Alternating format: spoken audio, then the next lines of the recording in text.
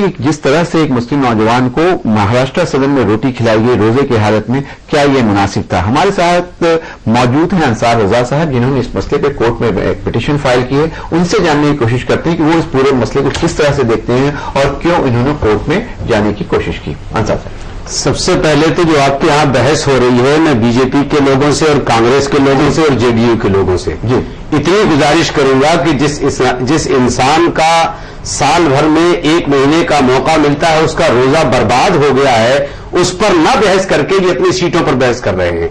मैं गुजारिश करूंगा कि इस बहस को उसी रोजादार तक और जिस एमपी ने ये हरकत की है वहीं तक महदूद रखा जाए तो ज्यादा बेहतर होगा। जी, अब रहा सवाल उस आदमी की इस हरकत का। मैं एक बात जानना चाहता हूं कि जिस एमपी ने, बेचारे साहब ने जो ये हरकत की है, आज पूरे हिंदुस्तान के लोगों की समझ में आ गया है कि रोटी की कीमत क्या होती है। अगर एमपी साहब अच्छा खाना खाना चाहते हैं तो ये आम पब्लिक भी अच्छा खाना खाना चाहती है। दूसरी चीज, बहुत अच्छी बात, अच्छी बात कही, अगर रोटी में कोई कमी थी, खाने में कोई कमी थी, तो एमपी साहब को इतनी तमीज होनी चाहिए कि सरकार उनकी, वो खुद एमपी मिनिस्टर उनका खाने में कमी थी तो डायरेक्ट वो मिनिस्टर को फोन करके एक रोजादार का रोजा बर्बाद नहीं करते।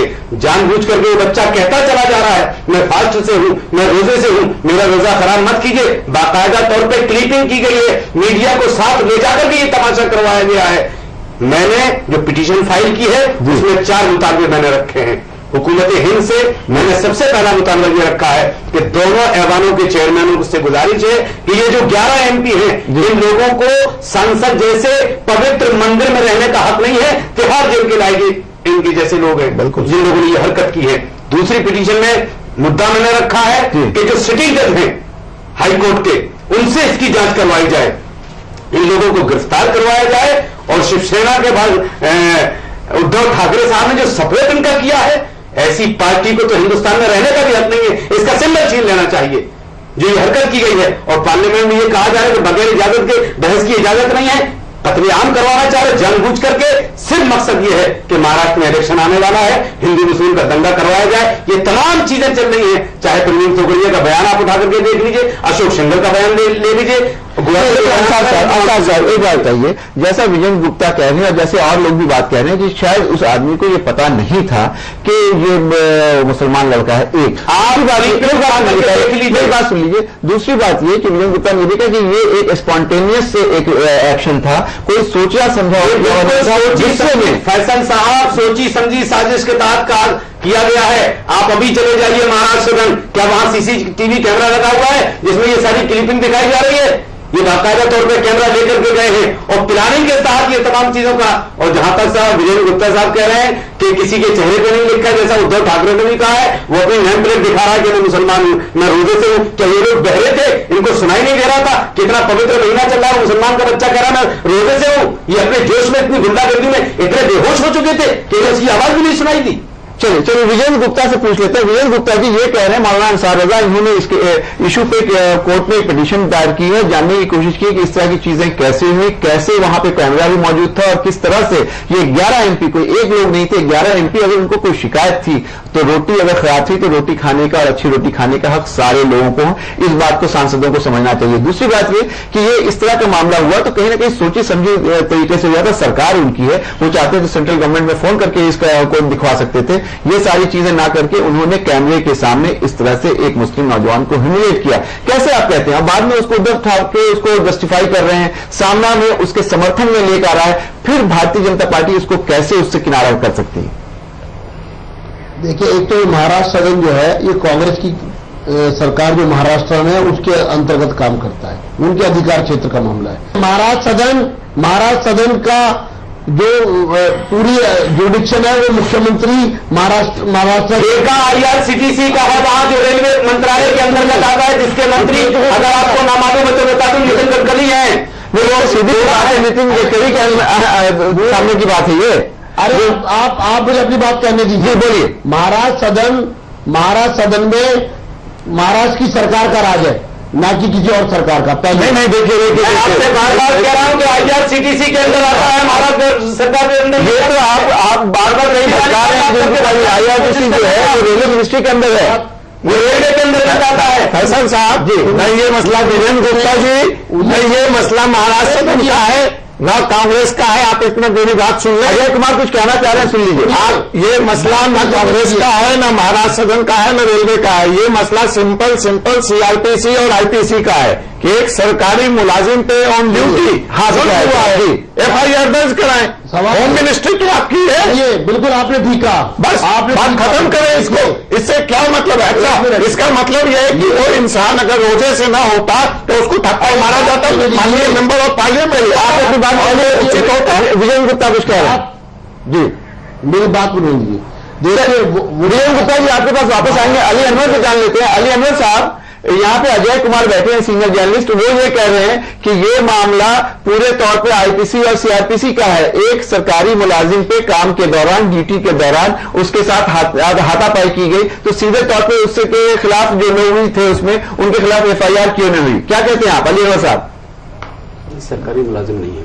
बिल्कुल सही है, लेकिन ये मामला वही नहीं है, उससे आगे भी है जी, पहले स्तर पर कार्रवाई हो जाए, फिर आगे की देखते हैं। जी, मैं अजय कुमार धार्मिक स्वतंत्रता का अधिकार दिया है जी, हर नागरिक को अपने विश्वास में विभाजित धर्म को माने। आपके पास वापस आऊंगा विजय गुप्ता जी। पर अमल करे, ये फंडामेंटल राइट है। ये फंडामेंटल राइट का भी हनन है। सिर्फ कानून किसी मेंबर पार्लियामेंट का अपने हाथ में लेने और किसी को ह्यूमिलिएट करने का ही मामला नहीं है। ये हर हिंदुस्तानी के एक फंडामेंटल राइट पर भी हमला है। अली अनवर साहब कुछ आपसे बोलना चाह रहे हैं। एक बात आपसे कहना चाहता हूं, अगर बुरा ना लगे। जी बोलिए बोलिए। अली अनवर साहब बोलिए। मैं आपसे ये गुजारिश करना चाहता हूं कि जाहिर सी बात है आपके दिल को दर्द हुआ है कि एक मुस्लिम बच्चे के साथ बहुत नाइंसाफी हुई है। अगर किसी हिंदू भाई के साथ भी उसकी उपासना के टाइम पर होती तो मुझे दर्द होता। पहले मेरी बात सुन लीजिए। अब अगर आपके दिल में भी के साथ होता है तो दर्द होता है। मैं वही कह रहा हूं। हमको नहीं जानते हैं। अरे आप हमको नहीं जानते हैं। हिंदू दलित से लेकर पिछड़े वही बात गरीब गुरबा की लड़ाई हम लोग लड़ते हैं। अली अनवर साहब यही बात वो कह रहे हैं। हल नहीं होगा एमपी साहब, यही बात वो कह रहे हैं। मैं वही कह रहा हूं। वही बात कह रहे हैं, वही बात कह रहे हैं। मुस्लिम समाज में भी जो लोग आप लोगों को बेफजूल की बोलने की आदत लग गई है, सुनने की आदत नहीं रही आप लोगों को। अभी दूसरे की बात सुना कीजिए, सुन लीजिए। आप मत सुनाइए मुझे, मेरी बात सुनिए आप।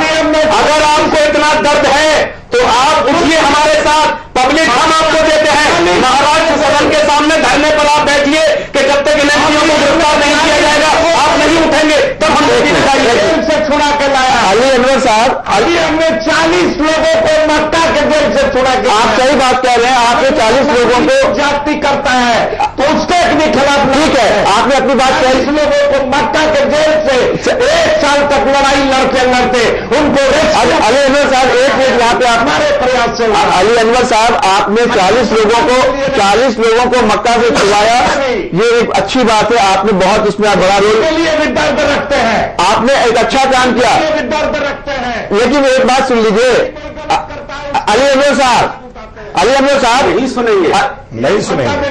लोगों को बीमारी हो गई ना बोलने की। अली अनवर साहब, आपसे अंसार रजा साहब कुछ पूछना चाह रहे हैं। आप उनके सवाल का जवाब तो दे दीजिए। अंसार साहब कुछ आपसे पूछ रहे हैं, उनके सवाल का जवाब दे दीजिए। जी अंसार। जो हादसा मुसलमान बच्चे के साथ हुआ है, अगर यही किसी हिंदू के साथ होता तब भी हमारी हमदर्दी उसके साथ होती। ठीक है, मेरे अर्ज करने का मकसद यह है, ठीक है ना, मेरे अर्ज करने का मकसद यह है कि कल आपने पार्लियामेंट में परसों जो बहस की है उसकी आपकी तारीफ करते हैं, लेकिन मैं आपसे इतना कहना चाहता हूं, आपको दर्द है कि इस मुसलमान के साथ ज्यादती हुई है? दर्द है ना? हाँ बिल्कुल लगा की बात है जी, दर्द है ना? क्यों नहीं? अगर दर्द है, बिल्कुल है। तो अभी आप पटना में हैं, सोमवार को दिल्ली आ जाइए और महाराष्ट्र सदन के सामने धरने पर बैठिए। हम आपके साथ बैठते हैं और तमाम मुस्लिम कौम को अपने हिंदू भाइयों से गुजारिश करते हैं वो आपके साथ बैठे। अगर दर्द है तो तमाशा मत कीजिए, सियासत मत कीजिए उस बच्चे के साथ। उसका रोजा बर्बाद हुआ है, जवाब कौन देगा उसके रोजे का?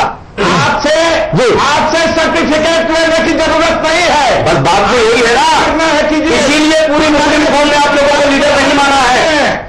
आप जो भी उठाया पार्लियामेंट में वो सब सवाल हमने आपसे पहले से चुरा करके आपने PIL में लिया है। आज से पहले सारी बात हम लोगों ने पार्लियामेंट में की। लेकिन ये तो पार्लियामेंट में करने से हम तो PIL बाकायदा हाईकोर्ट में दाखिल करके आए हैं और हम उनको जेल भिजवा करके रहेंगे। जमीन पर लड़ते हैं। चलिए, आप लोगों ने अपनी अपनी बात कह ली। वाले हैं, आप सिर्फ कागजी लड़ाई लड़ रहे हैं। ये अली अनवर साहब ही से काम चलता है, बर्तन से कुछ नहीं होता, लिखतन से होता है। चलिए आपने ये बात कही अजय कुमार जी, जिस तरह से अंसार रजा साहब का कहना है कागजी लड़ाई लड़ने वाले हैं। अली अनवर साहब आपने अपनी बात कह ली, अब दूसरों को भी बोलने दीजिए। अजय कुमार जी, आपने सुना जिस तरह से बात कह रहे हैं अंसार रजा साहब और जिस तरह से अली अनवर साहब बात कह रहे हैं, दोनों चीजों को आपने सुना और जाहिर सी बात है दोनों को अपना अपना मौकफ है। लेकिन जो बात ये कह रहे हैं कि इस पर धरना देना चाहिए और सामने बैठना चाहिए महाराष्ट्र, क्या आपको लगता है ये मुनासिब है अभी? नहीं, देखिए, मैं उससे आगे जाके फिर अपनी बात पे वापस आता हूं कि इसको सियासत और धर्म के नजरिए से न देखें। चलिए, अभी आप यहाँ पे रोकूंगा, ब्रेक के बाद वापस आएंगे, वक्त हो गया ब्रेक के बाद वापस आएंगे तो सीधे चलेंगे अजय कुमार के पास और उनसे जानने की कोशिश करेंगे क्या इस पे इस तरह की सियासत होनी चाहिए कि महाराष्ट्र सदन के सामने धरना देना है या नहीं देना है। लेते हैं ब्रेक।